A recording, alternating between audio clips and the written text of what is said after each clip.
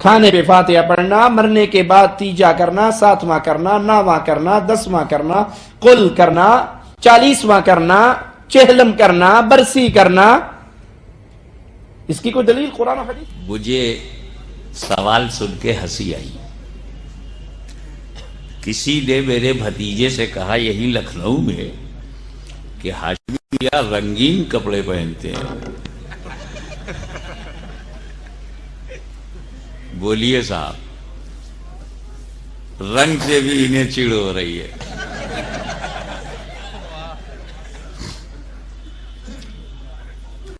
नबी करीम सल्लल्लाहु अलैहि वसल्लम सफेद कपड़ा पहनते थे, ये रंगीन क्यों पहनते? अपने बोलियों से नहीं पूछेगा वो जौ की रोटी खाते थे ये बिरयानी क्यों खाता है।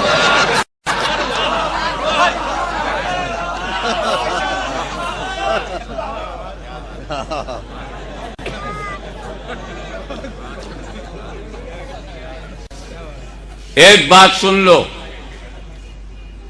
हर सवाल का जवाब है। तुम मजलिस क्यों करते हो, मीलाद क्यों करते हो, सबील क्यों करते हो, चादर क्यों चढ़ाते हो, उर्स क्यों करते हो, रोज़े पे क्यों जाते हो, सबका एक जवाब। मैंने छोड़ूंगा नहीं, बहुत मजा लूट लिया।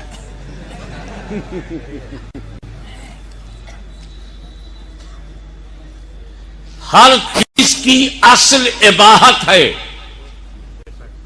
Everything is jaiz in Islam except which is prohibited by Allah Almighty or His beloved Prophet. हर चीज जायज है अगर अल्लाह उसके रसूल ने रोका नहीं है, मना नहीं किया। शराब भी जायज थी जब तक मना नहीं था। सबसे बड़ी मिसाल क्या होगी कि शराब भी जायज थी। मेरे पास सबूत है, ऐसी जायज थी कि बाद साहबा कराम ने इसे पिया भी है। सबूत है मेरे पास। जब जायज है तो इसमें एतराज क्या? यह भी मेरे पास सबूत है कि नशे की हालत में नमाज भी पढ़ लिया था। तब अल्लाह ने मना किया, ला तक़रबू सलात व अंतुम सुकारा, नमाज के करीब मत जाओ जब नशे में रहो। यानी नशे में रहो तो नमाज मना है, नशा नहीं मना। फिर नबी ने नशा ही मना कर दिया।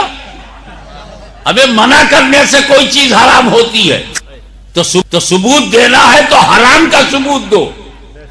ला एक हदीस जिसमें जिक्र अहले बैत हराम हो, ला कुरान की एक आयत जिसमें औलिया अल्लाह का जिक्र हराम हो, ला जिसमें फातिहा हराम हो, उर्स हराम हो, चादर हराम हो, गागर हराम हो। और अगर अल्लाह ने नहीं रोका, रसूलुल्लाह ने नहीं रोका, तो तू जैसे मुल्ला ने क्यों टोका?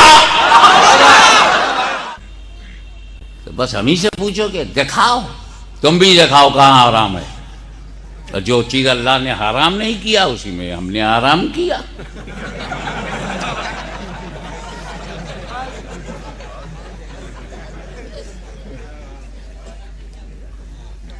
इसीलिए मैंने एक ऐसी आयत की तिलावत की, एक ऐसी आयत जो बहुत अहम है। इहदिनस सिरातल मुस्तकीम बहुत अहम है। इतनी अहम है, इतनी अहम है कि क्या बताऊं कितनी अहम है। बस इसी से अंदाजा लगा लो कि कोई सुन्नी मुसलमान एक रकत नमाज नहीं पढ़ सकता। बल्कि मैं बढ़ के कहूं कोई भी मुसलमान कहलाने वाला एक रकत नमाज नहीं पढ़ सकता अगर इसे न पढ़े। एक रकत भर के नहीं रहोगे अगर इहदिनस सिरातल मुस्तकीम नहीं पढ़ोगे। क्यों? क्योंकि यह सूरह फातिहा की आयत है। कौन सी सूरह की? और सूरह फातिहा पढ़ना हर रकत में फर्ज है। तो आप बोले वाजिब है, दोनों सही है। शवाफे के नजदीक फर्ज है, अहनाफ के नजदीक वाजिब है, यानी सबके नजदीक कंपलसरी है। तो फातिहा पढ़ना हर रकत में जरूरी है। हर रकत में क्या पढ़ना? अब तो फातिहा से इनकार न करो।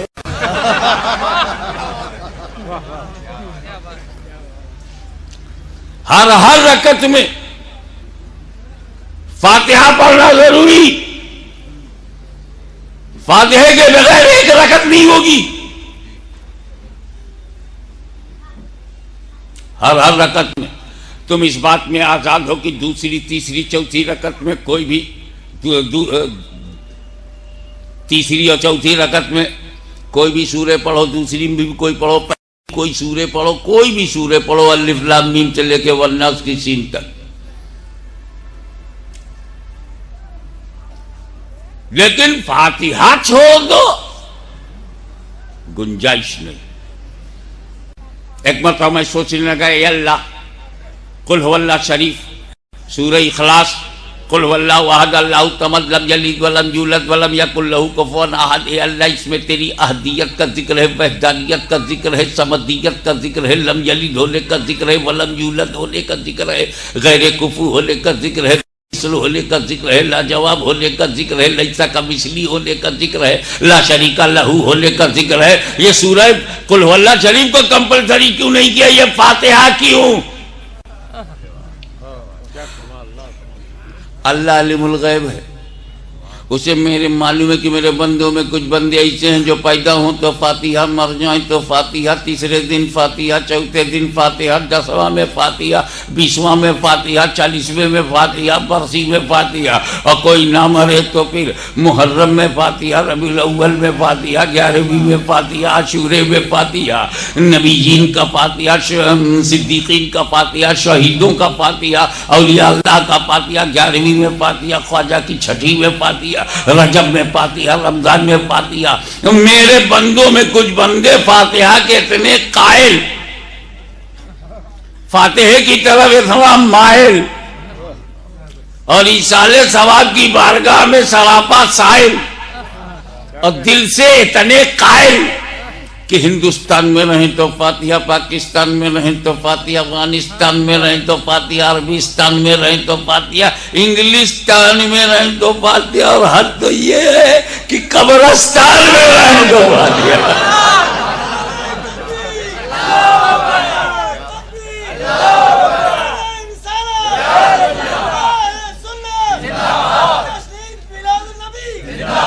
मगर उसी अल्लाह आलिमुल गैब व शहादा को ये भी मालूम है कि मेरे बंदों में कुछ बंदे ऐसे हैं जो फातिहा का नाम सुनेंगे तो चेहरे का जुग्राफिया बिगड़ जाएगा। अच्छा खासा तराई का इलाका तिब्बत का पठार बन जाएगा। बिल्कुल ही अच्छा साफ सुथरा इलाका नाला में बदल जाएगा। चेहरे का जुग्राफिया बिगड़ जाएगा। चेहरे का जो फातिहा ने इसका नाम सुनते ही बिगड़ गया। ये क्या बिद्दत? अबे बिदात को कायदे से कहो बिद्दत। उर्दू बोलना नहीं आता, फतवा दे रहा है। अरे जाहिल मौलवी हो। बिद्दत, जुग्राफिया बदल जाता। तुम फातिहा नहीं पढ़ोगे, तुम्हारी हैसियत क्या है?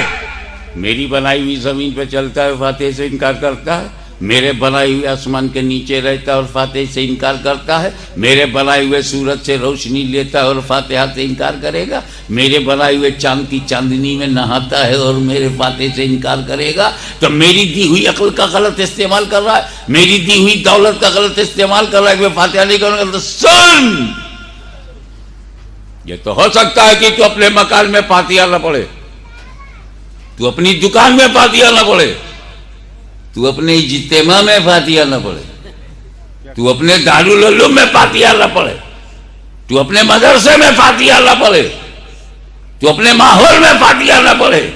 लेकिन सुन, जब तू अपने घर में फातिहा नहीं पढ़ेगा तो मैं तुझे तेरे घर से उठाकर अपने घर में लाऊंगा। फजीर में 4 फातिहा पढ़वाऊंगा, जोहर में 12 पढ़वाऊंगा, असर में 8 फातिहा, मगरिब में 7, और सोने नहीं दूंगा जब तो 17 फातिहा न पढ़।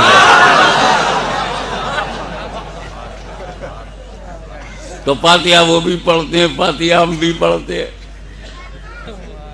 फातिहा वो भी पढ़ते हैं, फातिहा हम भी पढ़ते हैं, मगर दोनों के पढ़ने में फर्क है। तवज्जो, फातिहा वो भी पढ़ते हैं फजर में, जोहर में, असर में, मगरिब में, इशा में, और फातिहा हम भी पढ़ते हैं फजर में, जोहर में, असर में, मगरिब में। लेकिन सुन्नियों का मुकद्दर चमकता है, वो भी पढ़ते हैं, हम भी पढ़ते हैं। फर्क ये है कि हम फातिहा मसरूर होकर पढ़ते हैं, वो मजबूर होकर पढ़ते हैं।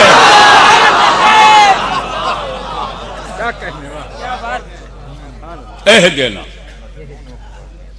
सिरातल मुस्तकीम सूरह फातिहा की आयत है। अच्छा ये बताइए, ये जो कुरान इस निशादगंज के इलाके में कुरान है, ये कहां से शुरू होता है? किस सूरे से? सूरह फातिहा से। और पूरे लखनऊ में सूरह फातिहा में। यही कुरान हर जगह है ना, दारुल देवबंद में भी है। कहां से शुरू है? नज़रतुल उलमा में भी है। कहां से शुरू है? दारुल वारसिया में भी है ना। कहां से शुरू है? ये मौलवी अब्दुल शकूर के घर में भी तो होगा। कहां से शुरू है? मौलवी अब्दुल अव्वल, अब्दुल सलाम, इनके घरों में भी तो है। मेरे घर में जो है वो कहां से शुरू है? मैं तो सब ये बता रहा हूं कि घर घर में, घर घर में जहां कुरान है सब कहां से शुरू है? अबे कुरान फातिहा से शुरू हुआ तो कुछ बोला नहीं, अब मुसलमान फातिहा से शुरू हो गया तो तबीयत खराब हो गई। और समझ लो आगे। आज जो इंडिया में कुरान है वो कहां से शुरू है? सूरह फातिहा है। और सऊदीया में जो है कहां से शुरू है? अमेरिका में जो है वो कहां से शुरू है? पूरी दुनिया में जो कुरान है वो कहां से शुरू है? सूरह फातिहा से, है ना। इसको यहीं रहने दो। जब अल्लाह ने कुरान नबी को दिया तब कहां से शुरू है? लखनऊ है, इल्मो दानिश की आमाजगाह है। अल्लाह ने जब रसूल को दिया तब कहां से शुरू हुआ? यानी जिब्रील अमीन अलैहिस्सलाम जब लेकर के आए तब कहां से शुरू हुआ? यानी जब पहली वही नाजिल हुई तो रसूल को ऊपर कुरान जब नाजिल हुआ कहां से शुरू हुआ? इक़रा से। अल्लाह ने नबी को दिया इक़रा से और बंदों को दिया फातिहा से। सवाल यह है कि अल्लाह अलीमुल गैब है, अलीमुल गैब शहादा है, सब कुछ मालूम है उसे। जब उसे यह मालूम है कि किस तरतीब से मैं बंदों को दूंगा, उसी तरतीब से नबी को क्यों नहीं दिया? या जिस तरतीब से नबी को दे दिया था उसी तरतीब से बंदों को क्यों नहीं दिया? नबी पे नुज़ूल की तरतीब और बंदों के हुसूल की तरतीब और कामिल अकमल कुरान खुदा ने नबी को दिया, कामिल अकमल कुरान बंदों को, मुकम्मल कुरान नबी को दिया और मुकम्मल कुरान बंदों को। मगर जब नबी को दिया तो इक़रा से शुरू, बंदों को दिया तो फातिहा से शुरू। ए रब तूने तरतीब बदल क्यों दी? जवाब मिलेगा, सन मैंने जिस तरतीब से नबी को दिया है उस तरतीब से तुझे नहीं दूंगा ताकि बच्चा बच्चा समझ जाए कि कुरान पाने में हम रसूल की तरह नहीं है, रसूल जैसे नहीं है, रसूल के मिसल नहीं है।